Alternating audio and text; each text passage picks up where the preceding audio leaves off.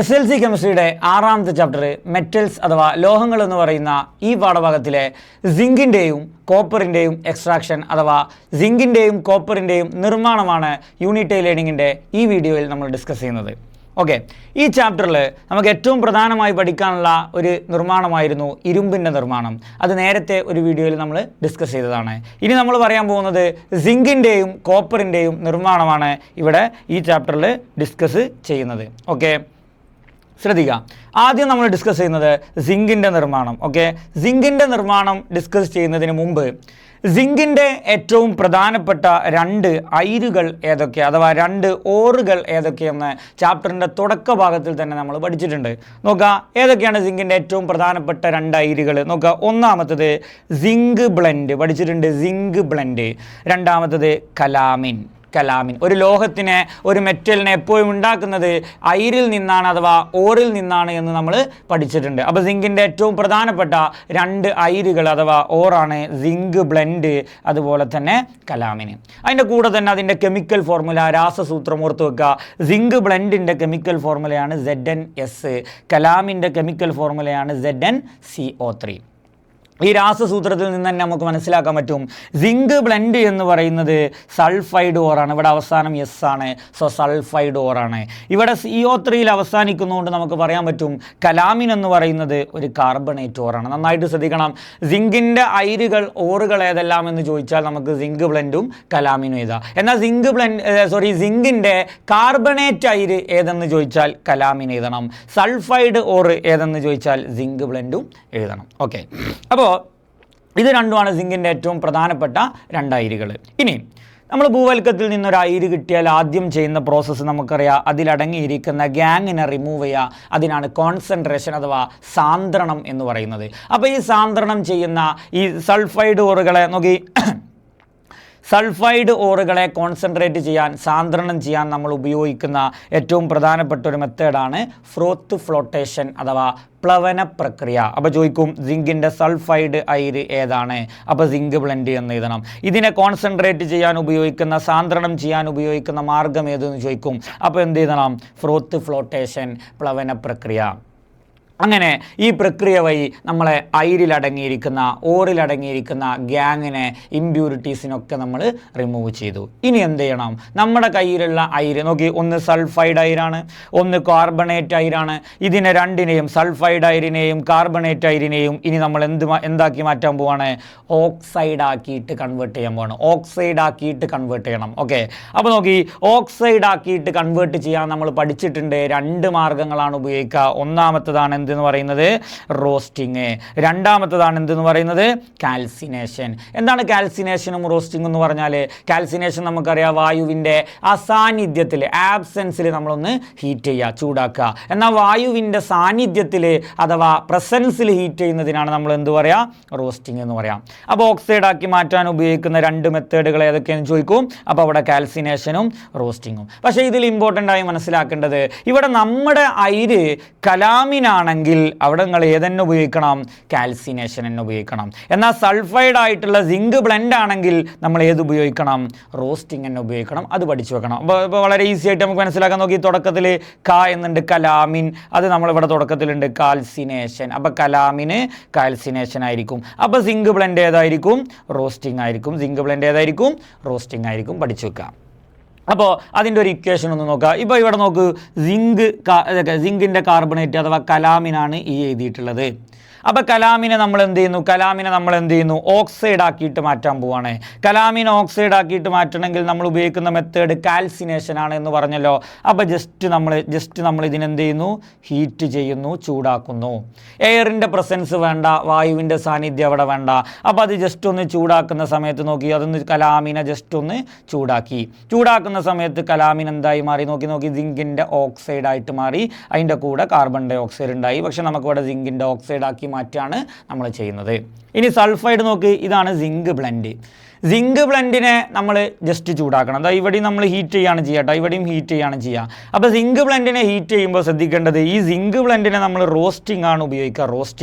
Roasting എന്ന് പറഞ്ഞാൽ അവിടെ വായുവിൻ്റെ സാന്നിധ്യത്തിലാണ്. അപ്പോൾ ഇവിടെ ഓക്സിജൻ ഉണ്ട്, നോക്കി ഓക്സിജൻ്റെ പ്രസൻസിൽ ഈ സിങ്ക് ബ്ലെൻഡിനെ ചൂടാക്കുമ്പോൾ അതും എന്തായി മാറുന്നു, ഓക്സൈഡായി മാറുന്നു. അപ്പോൾ നമ്മൾ സിങ്ക് ബ്ലെൻഡിനെയും കലാമിനെയും റോസ്റ്റിംഗ് വഴിയും കാൽസിനേഷൻ വഴി ഈ രണ്ട് മെത്തേഡിലൂടെ നമ്മൾ എന്താക്കി മാറ്റി, ഓക്സൈഡാക്കി മാറ്റി. ഇപ്പം നമ്മുടെ കയ്യിൽ എന്താണുള്ളത്, ഓക്സൈഡുകളാണുള്ളത്. ഇനി എന്താണ് അടുത്ത പ്രോസസ്സ് ശ്രദ്ധിക്കുക. ഓക്സൈഡാക്കി മാറ്റിയാൽ പിന്നെ അടുത്ത പ്രോസസ്സ് എന്ന് പറയുന്നത് റിഡക്ഷൻ നടത്തുക എന്നുള്ളതാണ്. റിഡക്ഷൻ നടത്തിയാൽ നിർബന്ധമായിട്ടും നമുക്ക് അതിന് എന്തിനെ കിട്ടും, മെറ്റലിനെ കിട്ടും. സിങ്ക് എന്ന് പറയുന്ന മെറ്റലിനെ സെപ്പറേറ്റ് ചെയ്താണ് കിട്ടും. അതിന് റിഡക്ഷൻ നടത്തണം. റിഡക്ഷൻ നടത്തണമെങ്കിൽ ആരെ ഉപയോഗിക്കണം, നിരോക്സീകരണം നടത്തണമെങ്കിൽ ആരെ ഉപയോഗിക്കണം, നിരോക്സീകാരികളെ ഉപയോഗിക്കണം, റെഡ്യൂസിങ് ഏജൻറ്റിനെ ഉപയോഗിക്കണം. പഠിച്ചു വെക്കണം. നോക്കിയോളി, ഇപ്പം നമ്മളെ കയ്യിലുള്ളത് സിങ്കിൻ്റെ ഓക്സൈഡ്. ആരാണുള്ളത്, സിങ്കിൻ്റെ ഓക്സൈഡ്. ആ സിങ്കിൻ്റെ ഓക്സൈഡിലേക്ക് നമ്മൾ എന്തിനെ മിക്സ് ചെയ്യുന്നു, കോക്കിനെ മിക്സ് ചെയ്യുന്നു. പഠിച്ചു വെക്കണം. എന്തിനെ മിക്സ് ചെയ്യുന്നു, കോക്കിനെ. അപ്പോൾ ഇത് നോട്ട് എഴുതണം, ഇതൊരു മാർക്കിൻ്റെ ക്വസ്റ്റ്യൻ ആണ് കേട്ടോ. ഇതാണ് നമ്മുടെ എന്ത് എന്ന് പറയുന്നത്, റെഡ്യൂസിങ് ഏജൻറ്റ് അഥവാ നിരോക്സീകാരി ആര് എന്ന് ചോദിക്കും. സിങ്കിൻ്റെ നിർമ്മാണത്തിലെ നിരോക്സീകാരി ആര് എന്ന് ചോദിച്ചാൽ നമുക്ക് എഴുതാൻ പറ്റും. അതാരാണ്, അത് കോക്കാണ്. ഇരുമ്പിൻ്റെ നിർമ്മാണത്തിൽ നമ്മൾ നേരത്തെ നിരോക്സീകാരി പറഞ്ഞു, അതാരാണ്, അത് കാർബൺ മോണോക്സൈഡ് ആയിരുന്നു. എന്നാൽ ഇവിടെ റെഡ്യൂസിങ് ഏജൻറ്റ് ആരാണ്, അത് കോക്കാണ്. പഠിച്ചു വെക്കുക, അത് കോക്ക്. അപ്പോൾ നമ്മളെ കയ്യിലുള്ള സിങ്കിൻ്റെ ഓക്സൈഡിലേക്ക് നമ്മൾ എന്തിനെ ചേർക്കുന്നു, കോക്കിനെ ചേർക്കുന്നു. അങ്ങനെ ആ കോക്കിനെ ചേർന്നിട്ട് ആ മിക്സ്ചറിനെ നമ്മൾ നേരത്തെ ഇരുമ്പിൻ്റെ നിർമ്മാണത്തിൽ ബ്ലാസ്റ്റ് ഫർണസ് പറഞ്ഞിരുന്നു. അതുപോലെയുള്ള ബ്ലാസ്റ്റ് ഫർണസ് പോലെയുള്ള ഒരു ഫർണസിലേക്ക് ഇട്ടിട്ട് ആ സിങ്കിൻ്റെ ഓക്സൈഡിലേക്ക് നമ്മൾ നേരെ കോക്ക് മിക്സ് ചെയ്തിട്ടുണ്ട്. അപ്പോൾ ഈ കോക്ക് അതിന് ഓക്സൈഡിൽ നിന്ന് സിങ്കിനെ നമുക്ക് വേർതിരിച്ച് കിട്ടും. നോക്കി, ഇതാണ് സിങ്കിൻ്റെ ഓക്സൈഡ്. അതിലേക്ക് കോക്ക് മിക്സ് ചെയ്യുമ്പോൾ അത് കോക്കുമായിട്ട് പ്രവർത്തിക്കും. അതാണ് കോക്ക് എന്ന് പറഞ്ഞാൽ കാർബണാണ്. അപ്പോൾ സിങ്കിൻ്റെ ഓക്സൈഡ് കാർബണുമായിട്ട് പ്രവർത്തിക്കും. അപ്പോൾ എന്താ സംഭവിക്കുക, ഈ കാർബൺ ഈ ഓക്സിജനുമായി പ്രവർത്തിച്ച് കാർബൺ മോണോക്സൈഡായിട്ട് മാറും.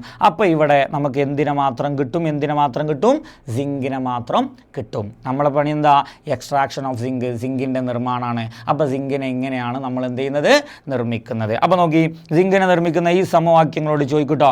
സിങ്കിൻ്റെ ഓക്സൈഡ് എങ്ങനെ എഴുതും, സിങ്കിൻ്റെ ഓക്സൈഡ് ZnO. ദെൻ അതിനെ ആരെയാണ് സെപ്പറേറ്റ് ചെയ്യാൻ ഉപയോഗിക്കുക, കാർബൺ, കോക്കിനെ. അപ്പോൾ ZnO പ്ലസ് എന്ത് എഴുതുന്നു, കോക്ക് എന്ന് എഴുതുന്നു. ദെൻ അതിൽ നിന്ന് നമുക്ക് എന്ത് കിട്ടുന്നു, സിങ്ക് കിട്ടുന്നു. അപ്പോൾ ഈ കോക്കും ഓക്സിജനും കൂടി ഇവിടെ എന്തുണ്ടാവുന്നു, കാർബൺ മോണോക്സൈഡ് എന്നുണ്ടാകുന്നു. നോക്കി, അപ്പോൾ ഇവിടെ ഇങ്ങനെയാണ് നമ്മൾ സിങ്കിനെ നിർമ്മിക്കുന്നത്. ഇനി വാക്യം നോക്കി, സിങ്കിൻ്റെ ഒരു പ്രത്യേകത, സിങ്കിന് കമ്പാരിറ്റീവ്ലി ലോ ബോയിലിംഗ് പോയിൻ്റ് ആണ്. ബോയിലിംഗ് പോയിൻ്റ് എന്ന് പറഞ്ഞാൽ തിളനില വളരെ കുറഞ്ഞ ഒരു മെറ്റൽ, ഏകദേശം 907 ഡിഗ്രി സെൽഷ്യസ് ഉള്ള ബോയിലിംഗ് പോയിൻ്റ് ഉള്ള തിളനിലയുള്ള ഒരു മെറ്റലാണ് ഇതെന്ന് പറയുന്നത് സിങ്ക്. അതുകൊണ്ട് തന്നെ നമ്മളെ ഫർണസിൻ്റെ ഉള്ളിൽ നിന്ന് അത് പെട്ടെന്ന് വേപ്പറൈസ് ആവും, പെട്ടെന്ന് തിളച്ചിട്ട് അത് വേപ്പറായിട്ട് മാറും. എന്നിട്ട് ഹൈ ടെമ്പറേച്ചറിൽ അത് വേപ്പറായി മാറിയിട്ട് അത് പുറത്തേക്ക് ഇങ്ങനെ സിങ്ക് പുറത്തേക്ക് വരും. ആ സിങ്കിനെ നമ്മളൊന്ന് കൂൾ ചെയ്തിട്ട് ഏത് ഫോമിലേക്ക് മാറ്റും, ലിക്വിഡ് ഫോമിലേക്ക്. അത് തണുപ്പിച്ചിട്ടൊരു ദ്രാവകാവസ്ഥയിലേക്ക് നമ്മൾ ആ സിങ്കിനെ മാറ്റിയെടുക്കും. ഇങ്ങനെയാണ് നമ്മൾ സിങ്കിനെ നിർമ്മിക്കുന്നത്. ഇനി അവസാനമായിട്ടൊരു പ്രോസസ്സ് ഉണ്ട്. നമ്മൾ മെറ്റൽ കിട്ടിക്കഴിഞ്ഞാൽ പിന്നെ നമ്മുടെ പണി ആ മെറ്റലിനെ എന്ത് ചെയ്യണം, പ്യൂരിഫൈ ചെയ്യണം, റിഫൈൻ ചെയ്യണം, ശുദ്ധിയാക്കണം. നമുക്ക് കിട്ടേണ്ടത് ശുദ്ധമായ മെറ്റലാണ്. അതുകൊണ്ട് തന്നെ നമ്മൾ അടുത്തത് പ്യൂരിഫിക്കേഷൻ ഓഫ് സിങ്ക് ചോദിക്കും. സിങ്കിനെ പ്യൂരിഫൈ ചെയ്യാൻ ഉപയോഗിക്കുന്ന മെത്തേഡ് ഏതാണ് ചോദിക്കും. ഏതാണ്, ഡിസ്റ്റിലേഷൻ അഥവാ സ്വേദനം. എന്തുകൊണ്ടാണ് ഡിസ്റ്റിലേഷൻ ഉപയോഗിക്കുന്നതെന്ന് ചോദിച്ചാൽ നമുക്ക് പറയാൻ പറ്റും, സിങ്കിൻ്റെ ബോയിലിംഗ് പോയിൻ്റ് അഥവാ തിളനില എന്തായതുകൊണ്ടാണ്, കുറവായതുകൊണ്ടാണ്. ലിക്വേഷൻ ഉണ്ട്, ഉരുക്കി വേർതിരിക്കുന്ന ഒരു മെത്തേഡ് ഉണ്ട്, ഡിസ്റ്റിലേഷൻ സ്വേദനുണ്ട്, അതുപോലെ തന്നെ വൈദ്യുത വിശ്ലേഷണം ഇലക്ട്രോളിസിസും നമ്മൾ ലോഹങ്ങളെ ശുദ്ധിയാക്കാൻ ഉപയോഗിക്കും. അതിൽ നമ്മളിവിടെ ഉപയോഗിക്കുന്നത് സിങ്കിൻ്റെ കേസിൽ ഉപയോഗിക്കുന്നത് ഏതാണ്, ഡിസ്റ്റിലേഷനാണ്. അപ്പോൾ ഇത്രയും കാര്യങ്ങളാണ് സിങ്കിൻ്റെ നിർമ്മാണത്തിൽ നമുക്ക് പഠിക്കാനുള്ളത്. ഒന്നുകൂടി നോക്കാം. സിങ്കിൻ്റെ 2 ഓറുകളാണ്, ഒന്ന് സിങ്ക് ബ്ലെൻഡ്, ഒന്ന് കലാമിന്. ഓക്കെ, അതിൽ സൾഫൈഡ് ഓറാണ് ഏതെന്ന് പറയുന്നത്, സിങ്ക് ബ്ലെൻഡ്. കലാമിൻ എന്ന് പറയുന്നത് കാർബണേറ്റ് ഓറാണ്. സിങ്ക് ബ്ലെൻഡിനെ ഓക്സൈഡ് ആക്കാൻ നമ്മൾ റോസ്റ്റിംഗ് ഉപയോഗിക്കും, കലാമിനെ ഓക്സൈഡ് ആക്കാൻ നമ്മൾ എന്ത് ഉപയോഗിക്കും, കാൽസിനേഷൻ ഉപയോഗിക്കും. ഈ 2 ഇക്വേഷൻസും നോക്കി വെക്കുക. ദെൻ അങ്ങനെ ഓക്സൈഡ് ആക്കിയതിനെ നമ്മൾ എന്ത് നടത്തണം, റിഡക്ഷൻ, നിരോക്സീകരണം. അതിനുവേണ്ടി നമ്മൾ എന്തിനുപയോഗിക്കണം, റെഡ്യൂസിങ് ഏജൻറ്റുകളെ ഉപയോഗിക്കണം. ഇവിടെ ഉപയോഗിക്കുന്ന റെഡ്യൂസിങ് ഏജൻറ്റ് ഏതാണെന്ന് ചോദിക്കും. സിങ്കിൻ്റെ നിർമ്മാണത്തിൽ ഉപയോഗിക്കുന്ന നിരോക്സീകാരി കോക്കാണ്. അപ്പോൾ സിങ്കിൻ്റെ ഓക്സൈഡിൽ നിന്ന് ഈ കോക്ക് സിങ്കിനെ വേർതിരിച്ചുണ്ടാക്കുന്ന ഈ റിയാക്ഷൻ ചോദിക്കും. ഓക്കെ, സിങ്കിൻ്റെ ബോയിലിംഗ് പോയിന്റ് തിളനില എത്രയും ചോദിക്കും. എത്രയാണ്? 907 ഡിഗ്രി സെൽഷ്യസ്. അങ്ങനെ കിട്ടിയ സിങ്കിനെ ശുദ്ധിയാക്കാൻ, പ്യൂരിഫൈ ചെയ്യാൻ നമ്മൾ ഉപയോഗിക്കുന്ന മാർഗ്ഗം ഏതാണെന്ന് ചോദിക്കും. ഏതാണ്? ഡിസ്റ്റിലേഷൻ. എന്തുകൊണ്ടാണ് ഡിസ്റ്റിലേഷൻ വഴി സിങ്കിനെ പ്യൂരിഫൈ ചെയ്യുന്നതെന്ന് ചോദിച്ചാൽ അപ്പം നിങ്ങൾ പറയണം എന്ത്? സിങ്കിൻ്റെ തിളനില, ബോയിലിംഗ് പോയിന്റ് വളരെ കുറവാണെന്ന് പറയണം. ഇനി അവസാനമായിട്ടൊരൊറ്റ കാര്യം കൂടി സിങ്കിൽ പറയുന്നത് നോക്കി. ബ്രാസ് അഥവാ പിച്ചള എന്ന് പറയുന്നത് സിങ്കിൻ്റെ ഒരു അലോയ് അഥവാ ഒരു ലോഹസങ്കരമാണ്. സിങ്കിൻ്റെ ഒരു ലോഹസങ്കരത്തിൻ്റെ പേര് എഴുതാൻ പറഞ്ഞാൽ എന്ത് എഴുതണം? ബ്രാസ് അഥവാ പിച്ചള എന്ന് എഴുതണം. എന്താ ബ്രാസ് എന്ന് പറഞ്ഞാൽ? എന്താണ് ലോഹസങ്കരം? അലോയ് എന്ന് പറഞ്ഞാൽ ശ്രദ്ധിക്കുക, ഇവിടെ സിങ്കിൻ്റെ കൂടെ കോപ്പർ മിക്സ് ചെയ്തുണ്ടാക്കുന്ന ആളെയാണ് നമ്മൾ എന്ത് പറയുക? പിച്ചള അല്ലെങ്കിൽ ബ്രാസ് എന്ന് പറയുക. അപ്പോൾ അലോയ് എന്ന് പറഞ്ഞാൽ അത്രയേ ഉള്ളൂ. ഒരു മെറ്റൽ ആണെങ്കിൽ നമുക്ക് സിമ്പിളായിട്ട് അതൊരു മെറ്റൽ, അതൊരു ലോഹമാണെന്ന് പറയാം.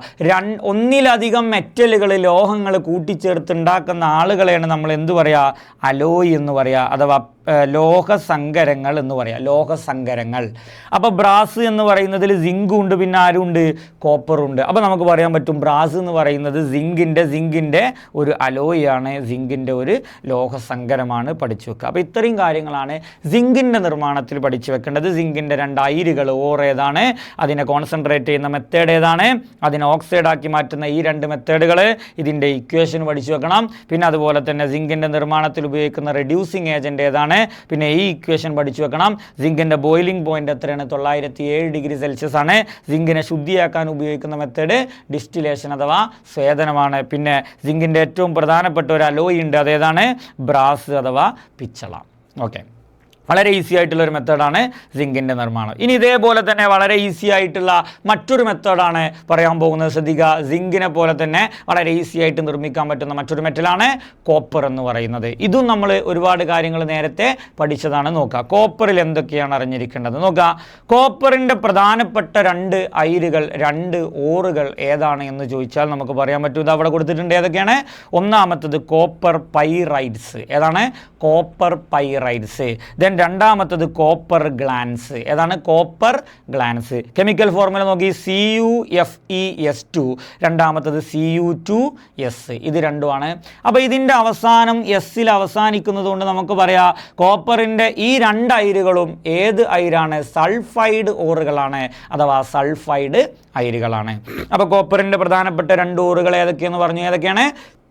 കോപ്പർ പൈറൈഡ്സ് ഉണ്ട്, അതുപോലെ തന്നെ കോപ്പർ ഗ്ലാൻസ് ഉണ്ട്. ഇതിൻ്റെ 2ൻ്റെയും പ്രത്യേകത പറയും. ഇത് രണ്ടും എന്താണ്?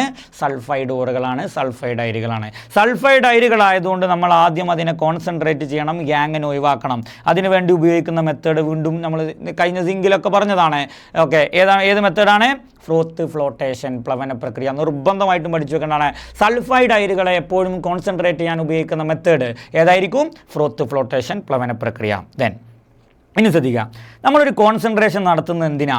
ഗ്യാങ്ങിനെ റിമൂവ് ചെയ്യാനാണ്. ഓക്കെ, അപ്പോൾ ഫ്രോത്ത് ഫ്ലോട്ടേഷൻ നടത്തി കഴിഞ്ഞാൽ അതിലുള്ള ഒരുപാട് ഗ്യാങ്ങുകളെ നമുക്ക് നീക്കം ചെയ്യാൻ, റിമൂവ് ചെയ്യാൻ പറ്റും.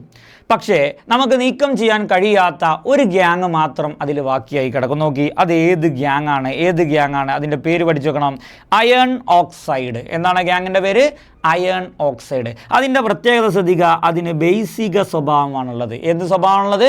ബേസിക സ്വഭാവമുള്ള അയൺ ഓക്സൈഡ് എന്ന് പറയുന്ന ഒരു ഗ്യാങ് അതിൽ ബാക്കിയാവും.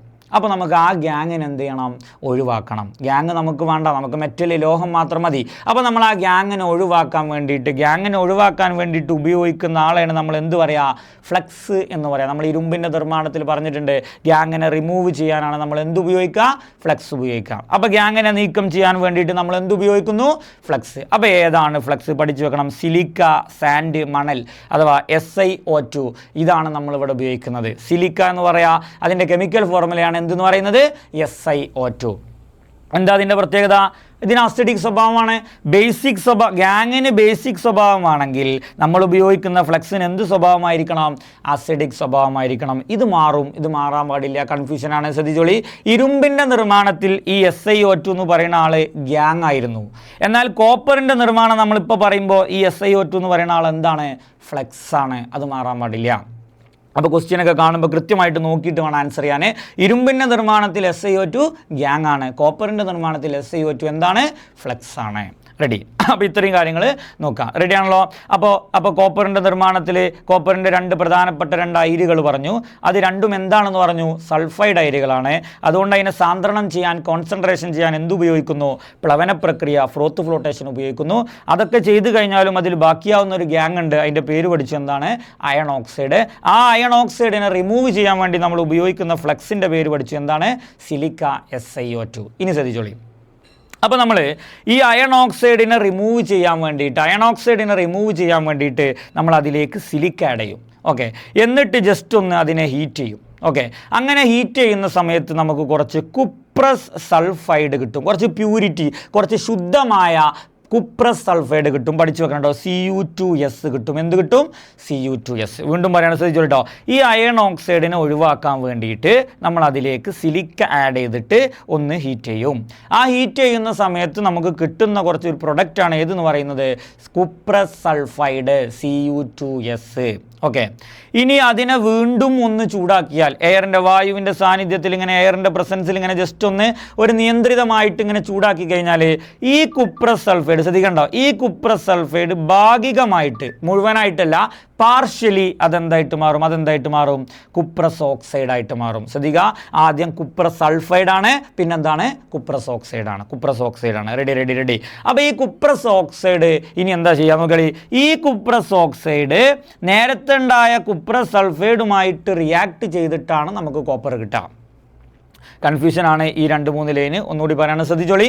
നോക്കിയോളി, ഇവിടെ നമ്മൾ ഗ്യാങ് ഉണ്ട്. ആ ഗ്യാങ്ങിനെ റിമൂവ് ചെയ്യാൻ നമ്മളേക്ക് എന്ത് ആഡ് ചെയ്തു? ഫ്ലെക്സിന് ആഡ് ചെയ്തു. ഓക്കെ, ആ ഫ്ലെക്സിന് ആഡ് ചെയ്തിട്ട് നമ്മൾ എന്ത് ചെയ്യുന്നു? ഹീറ്റ് ചെയ്യുന്നു. അങ്ങനെ ഹീറ്റ് ചെയ്യുമ്പോൾ നമുക്ക് കുറച്ച് എന്ത് കിട്ടുന്നു? കുപ്രസ് സൾഫൈഡ് കിട്ടുന്നു. എന്ത് കിട്ടുന്നു? Cuprous sulphide. ആ കുപ്രസ് സൾഫൈഡിനെ വീണ്ടും ഹീറ്റ് ചെയ്യുമ്പോൾ നമുക്ക് എന്ത് കിട്ടുന്നു? കുപ്രസ് ഓക്സൈഡ് കിട്ടുന്നു. ഈ കുപ്രസ് സൾഫൈഡ് മുഴുവനായിട്ട് എന്തായി മാറുന്നില്ല? കുപ്രസ് ഓക്സൈഡായിട്ട് മാറുന്നില്ല. അപ്പോൾ ഈ ഉണ്ടായ ഈ കുപ്രസ് ഓക്സൈഡ്, അവിടെ മാറാത്ത കുറച്ച് കുപ്രസ് സൾഫൈഡ് ഉണ്ടാവുമല്ലോ. അപ്പോൾ ഈ കുപ്രസ് ഓക്സൈഡ് അവിടെ റിമൈനിങ് ആയിട്ടുള്ള ബാക്കിയുള്ള കുപ്രസ് സൾഫൈഡുമായിട്ട് റിയാക്ട് ചെയ്യും. എന്നിട്ട് നമുക്ക് അവിടെ എന്ത് കിട്ടുന്നു?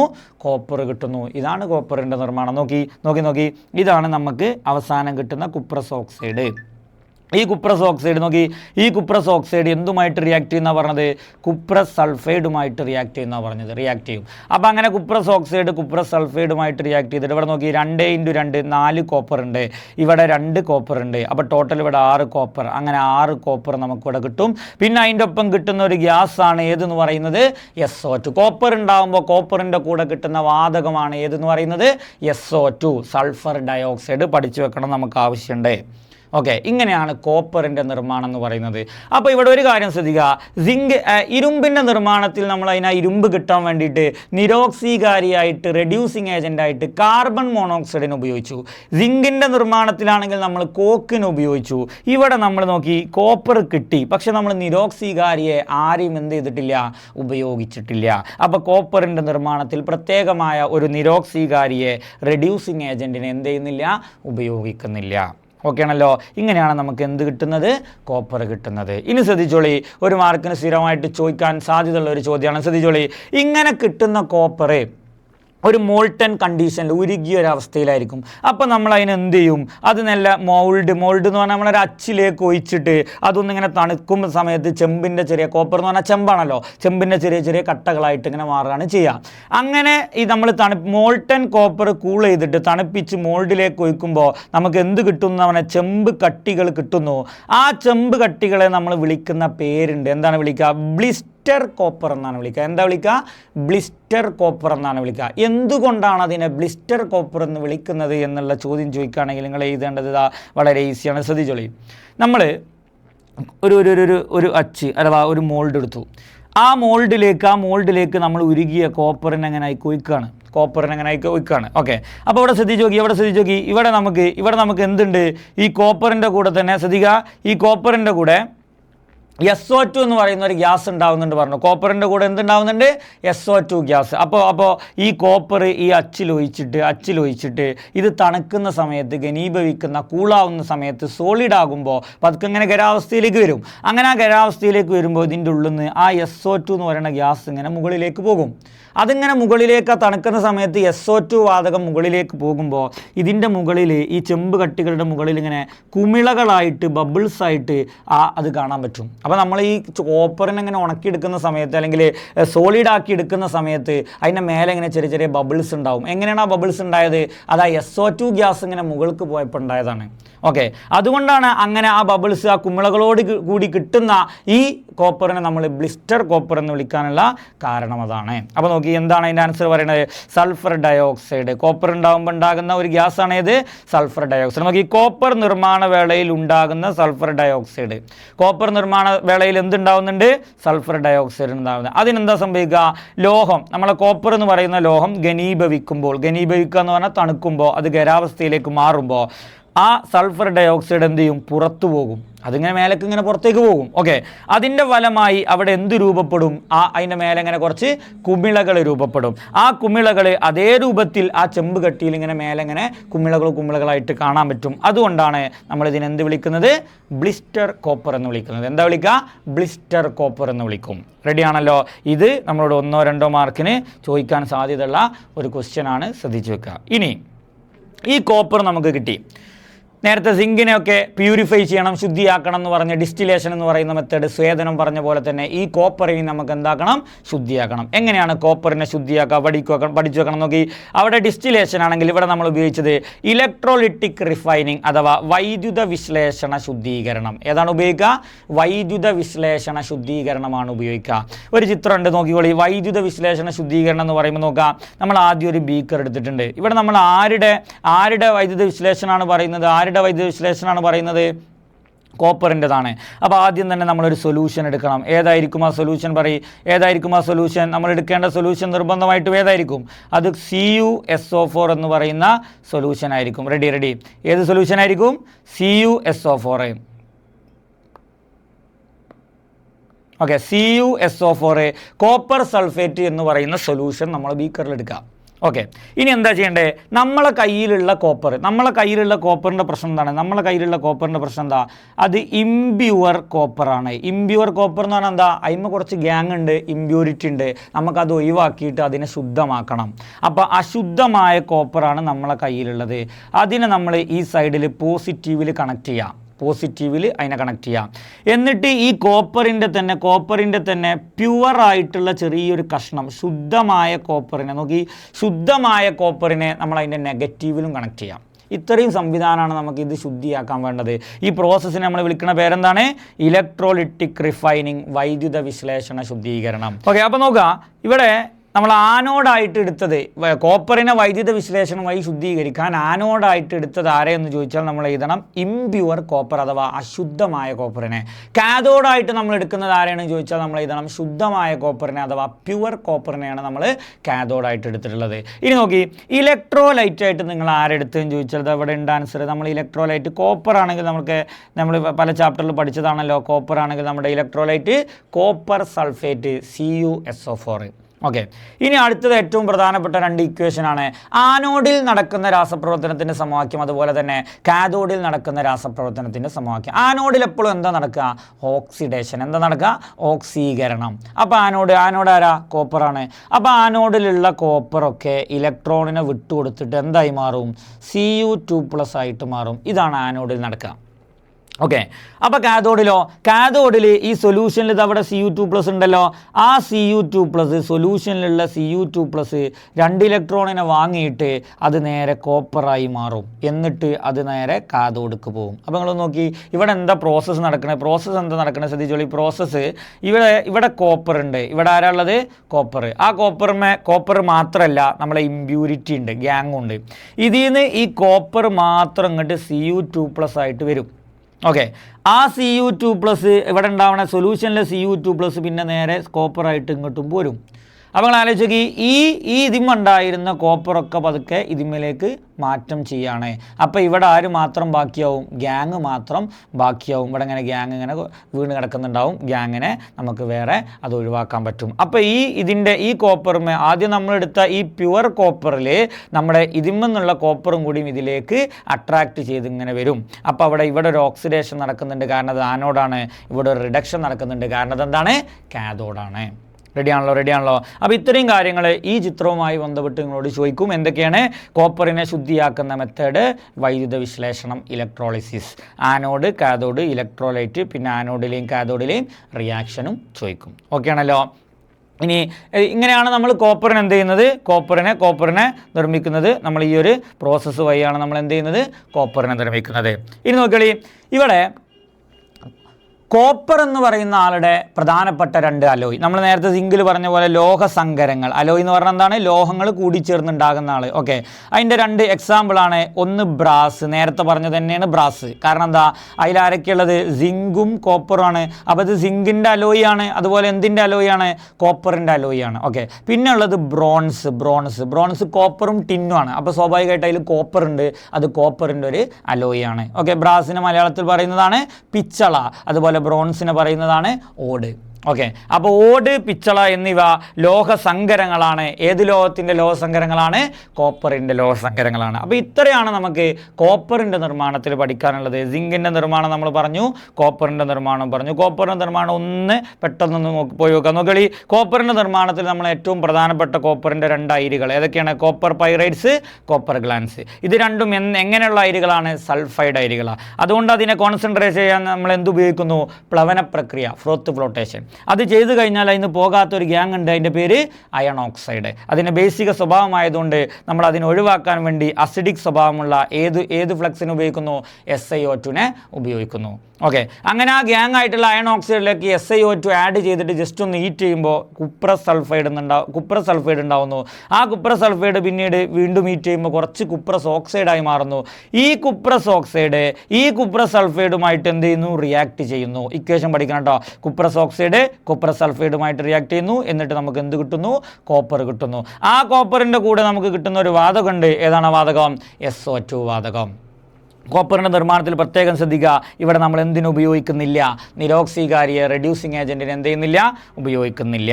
ഓക്കെ, അങ്ങനെ നമ്മൾ ആ കിട്ടിയ കോപ്പറിനെ ഒരു മോൾഡിലേക്ക് ഒഴിച്ചിട്ട് അതിനെ തണുപ്പിച്ച് സോളിഡ് ഫോമിലേക്ക് ഖരാവസ്ഥയിലേക്ക് മാറ്റുമ്പോൾ അങ്ങനെ കിട്ടുന്ന ചെമ്പ് കട്ടകളെ വിളിക്കുന്ന പേരാണ് ബ്ലിസ്റ്റർ കോപ്പർ എന്നാണ് വിളിക്കുക. എന്താ വിളിക്കുക? Blister copper. എന്താണ് കാരണം എന്ന് ചോദിച്ചാൽ, ഇത് തണുക്കാൻ വേണ്ടിയിട്ട് നമ്മൾ ആ മോൾഡിലേക്ക് ഒഴിക്കുമ്പോൾ അവിടെ SO2 വാതകം ഇങ്ങനെ പുറത്തേക്ക് വരും. SO2 വാതകം പുറത്തേക്ക് വരുമ്പോൾ അതിൻ്റെ ഉപരിതലത്തിൽ സർഫസിൽ അത് കുമിളകളായിട്ട് കാണപ്പെടും. അപ്പോൾ ഇത് ഉണങ്ങി നമ്മൾ ആ സോളിഡ് ഫോമിലുള്ള ചെമ്പെടുക്കുന്ന സമയത്ത് അതിൻ്റെ മുകളിൽ ഇങ്ങനെ കുമിളകൾ കാണാൻ പറ്റും. അതുകൊണ്ടാണ് അതിനെ ബ്ലിസ്റ്റർ കോപ്പർ എന്ന് പറയപ്പെടുന്നത്. ഓക്കെ, പിന്നെ നമ്മൾ കോപ്പറിനെ ശുദ്ധിയാക്കുന്ന മെത്തേഡ് പറഞ്ഞു. ഏതാണ് ശുദ്ധിയാക്കുന്ന മെത്തേഡ്? വൈദ്യുത വിശ്ലേഷണ ശുദ്ധീകരണം. ഈ ചിത്രം നോക്കി വെക്കുക. നമ്മളെ കയ്യിലുള്ള ഇമ്പ്യൂരിറ്റി ഉള്ള കോപ്പറിനെ നമ്മൾ എന്തായിരിക്കണം? ആനോഡ്, പോസിറ്റീവിൽ. ശുദ്ധമായ കോപ്പറിനെ നമ്മൾ എന്തായിട്ടെടുക്കണം? കാഥോഡ്. ഇലക്ട്രോലൈറ്റ് ആയിട്ട് ആരെടുക്കണം? കോപ്പർ സൾഫേറ്റിനെ. അപ്പോൾ നമ്മളെ കയ്യിലുള്ള ആ അശുദ്ധമായ കോപ്പറിൽ നിന്ന് കോപ്പറൊക്കെ അപ്പുറത്തേക്ക് പോകും, ഇതിലേക്ക് വരും. എന്നിട്ട് നമുക്ക് ഇവിടെ ശുദ്ധമായ കോപ്പറിനെ മാത്രം കിട്ടും. ഇവിടെ ഇമ്പ്യൂരിറ്റി ബാക്കിയാവും. അപ്പോൾ ആനോഡിലും കാഥോഡിലും നടക്കുന്ന റിയാക്ഷൻ പഠിച്ചു വെക്കുക. കോപ്പറിൻ്റെ പ്രധാനപ്പെട്ട 2 അലോയികളാണ് ഏതെന്ന് പറയുന്നത്? ബ്രാസ്, അതുപോലെ തന്നെ ബ്രോൺസ്, പിച്ചളയും ഓടും എന്ന് പറയുന്നത്. അപ്പോൾ ഈ വീഡിയോയിൽ നമ്മൾ സിങ്കിൻ്റെയും കോപ്പറിൻ്റെയും നിർമ്മാണത്തിൽ വരുന്ന ഏറ്റവും പ്രധാനപ്പെട്ട കാര്യങ്ങളും എല്ലാ കാര്യങ്ങളും നമ്മൾ എന്ത് ചെയ്തിട്ടുണ്ട്? ഡീറ്റെയിൽ ആയിട്ട് വിശദീകരിച്ച് തന്നിട്ടുണ്ട്. ഇനി ഈ ചാപ്റ്ററിൽ നമുക്ക് പഠിക്കാനുള്ളത് ഏറ്റവും പ്രധാനപ്പെട്ട മറ്റൊരു നിർമ്മാണമാണ് അലൂമിനിയത്തിൻ്റെ നിർമ്മാണം. സോ ആ അലൂമിനിയത്തിൻ്റെ നിർമ്മാണവുമായിട്ട് നമുക്ക് മറ്റൊരു വീഡിയോയിൽ കാണാം. Okay, thank you.